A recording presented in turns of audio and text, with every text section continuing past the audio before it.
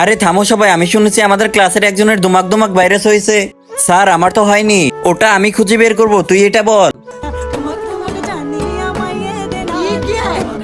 আচ্ছা ঠিক আছে, তুমি যাও, এবার তোর পালা। আরে স্যার তো পাগল হয়ে গেছে। ঠিক আছে, বের হয়ে যা। শোন, এবার তোর পালা।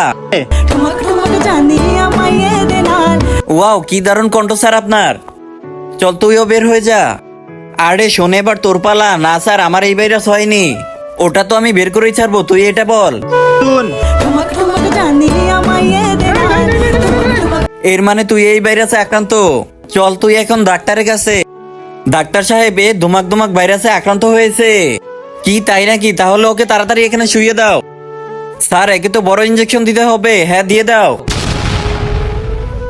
কিন্তু তার আগে তুমি যদি ইন্ডিয়ান হও তাহলে ভিডিওতে লাইক করো, আর যদি বাংলাদেশি হও তাহলে লাইক সাবস্ক্রাইব দুইটাই করো, আর কমেন্টে তুমি যে দেশে সে দেশের পতাকাটা দিয়ে যাও।